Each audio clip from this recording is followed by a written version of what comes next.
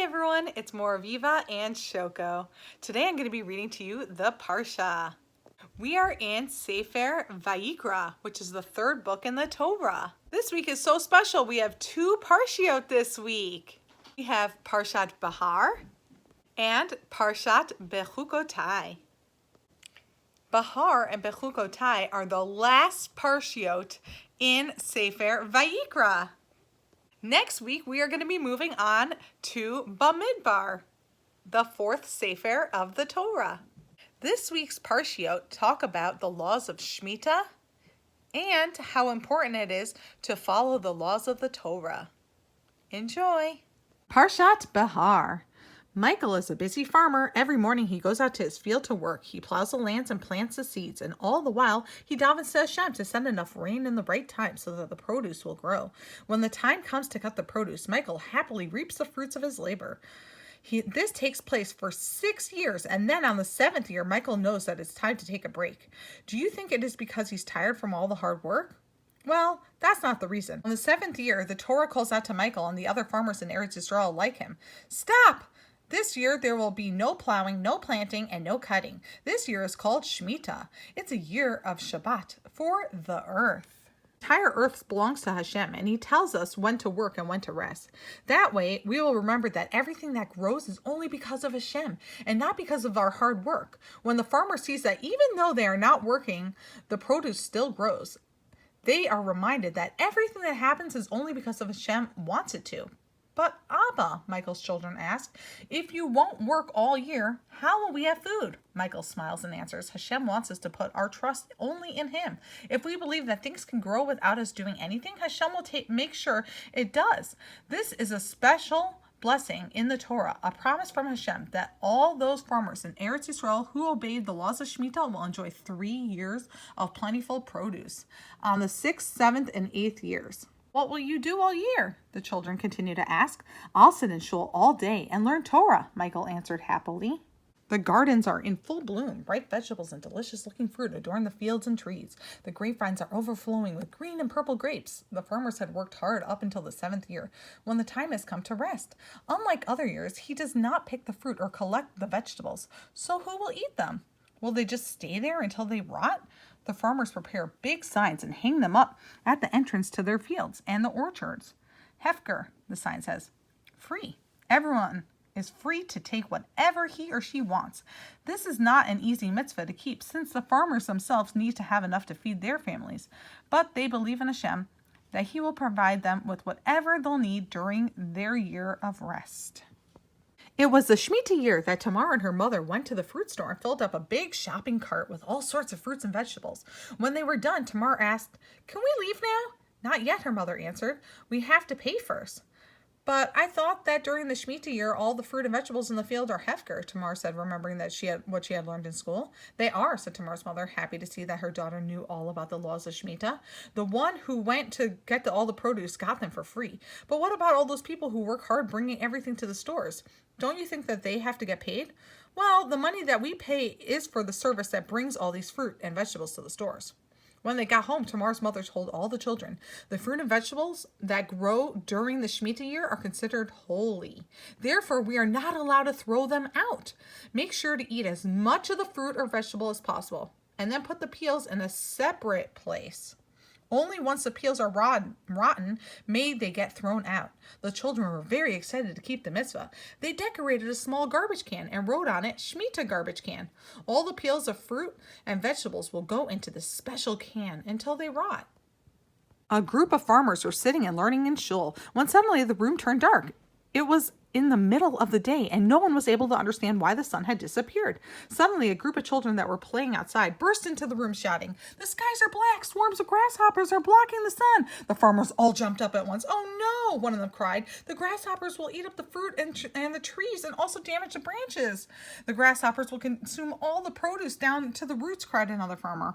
"It will take us years to recover from the damage that these swarms of grasshoppers will do." Suddenly, one of the farmers, Ephraim, stood up and banged his fist on the table. The room immediately became quiet, and everyone listened to what he had to say. "My friends, don't forget, it is Shemitah now, and we are observing the mitzvah the way we are supposed to. Surely Hashem will watch over our fields and protect them." All the farmers immediately calmed down and went back to their sepharim. After a short while, they suddenly saw the room grow lighter. They ran to the windows and were amazed to see that indeed a true miracle had happened. The grasshoppers had not landed in their fields. Rather, they had continued further and landed in the fields whose owners did not observe the mitzvah of Shemitah. The grasshoppers consumed all their produce and did a lot of damage. What a Kiddush Hashem. It was clear to see that Hashem loves all those who observe Shemitah the right way with their whole heart. When the year of Shemitah was over, the farmers went back to the fields and found true blessings in their work. Moreover, the farmers whose fields were damaged were forced to come to them and buy their produce. Sometimes keeping a mitzvah may seem difficult, but we know that in the end, Hashem will reward us according to our efforts. Parshat Bechukotai. Hashem made a promise to us. If you will follow the laws of the Torah, I will give you many blessings. I will send you enough rain in the right time. The earth will give out rich produce. Good quality fruits and vegetables will grow. Peace will reign in Eretz Yisrael. There will be no wars. The Torah is the most valuable thing there is, a gift that the Jewish nation receives directly from Hashem. Learning Torah and keeping its laws is a wonderful thing and guarantees us a life of happiness and serenity. Once there was a man named Hyrcanus who owned a very big field. Some parts of the fields were made of soft earth and some parts were hard and tough to work on. Hyrcanus had a few sons. All of them liked to work on the soft parts of the field, besides for one son, Eliezer, who was very strong and enjoyed working on the hard parts. One day, when Eliezer had finished plowing, his father found him sitting on the ground looking very sad. "What happened, my son?" he asked him. "Is it too hard for you to work on the hard parts of the field?" "Well, there are plenty of soft parts. You can work on those parts tomorrow." Next day, Eliezer worked on the soft parts, but again, at the end of the day, Hyrcanus found him sitting on the ground looking as sad as the day before. "What now?" he asked his son. "Is the soft part also too hard for you?" "No," answered Eliezer, "it is not too hard. I'm just not interested in continuing to work in the fields. My heart longs to learn Torah. I want to pull all my strength into that." Hyrcanus could not understand his son and was very upset. He thought that his son was just being lazy and trying to get out of working. "Tomorrow you will not be getting any food until you finish all your jobs," he said. "That should help you get rid of all your foolish ideas." The next day, Eliezer worked hard in the fields once again. When the day was over, however, he did not go home to eat. Instead, he left the field, and although he was very hungry, he started making his way towards Jerusalem. The way was long and difficult, and he was extremely hungry, but all his heart longed for was to reach Jerusalem and learn Torah from the great tzaddik of that time, Rabbi Yochanan ben Zakkai. At one point, he felt so hungry that he could not continue. He bent down and picked up some clump of earth and ate them. Finally, he reached Jerusalem and went straight to Rabbi Yochanan's yeshiva. He sat on the side and listened to what the others were learning. After a few minutes, he realized that he did not understand anything. Disappointed, he began to cry. Rabbi Yochanan immediately noticed that something was bothering the new student and went over to him. "What's the matter, my son?" he asked softly, as tears streamed down his face. Eliezer answered, "My heart longs to learn Torah, yet I do not understand a thing." Rabbi Yochanan immediately began teaching him the basics, alphabet, brachot, chumash, and then Gemara. Eliezer was a very good student, and soon he was learning Torah all day, so happy that he was finally able to serve Hashem. One day, Rabbi Yochanan noticed a bad smell coming from Eliezer's mouth. "Have you eaten anything today?" he asked him. When Eliezer did not answer, Rabbi Yochanan called over some of his Talmidim and said, "Go to the house of where Eliezer sleeps and find out whether he has eaten anything today." The Talmidim quickly obeyed and went over to the house. "No," answered the lady of the house when she was asked whether Eliezer had anything to eat. "Eliezer did not eat anything all day. All he does is learn Torah. But I did see him take something out of his sack and put it into his mouth." The Talmidim quickly went over to see what they would find in the sack and could not believe their eyes when they found a clump of earth and stones inside. They ran to Rabbi Yochanan and told him everything. Rabbi Yochanan was amazed. He went over to Eliezer and kissed him on the head. "My son Eliezer," he said lovingly, "just like a bad smell came out of your mouth from not eating anything, so too may you merit to have many words of Torah come out of your mouth and become a great teacher of many Talmidim."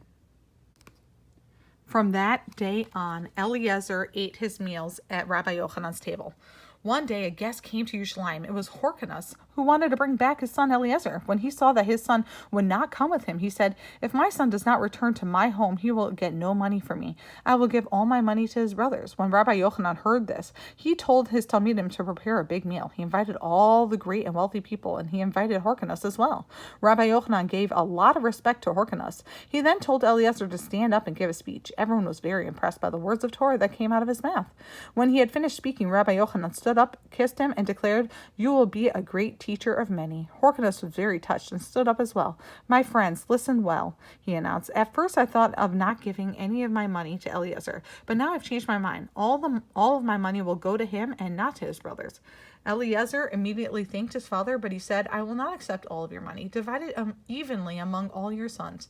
Money means nothing to me. To me, the most valuable thing in the world is learning Torah." Parshat Bechukotai is the last parsha of Sefer Vayikra. In shul, once the parsha is finished being read on Shabbat, all the men stand up and say, "Chazak, chazak, v'nitchazek." Thank you for listening to the Parshiot. At the end of each Sefer that we finish, we say, "Chazak, chazak, v'nitchazek." Shabbat Shalom, everyone, from Mora Aviva and Shoko. Shabbat Shalom.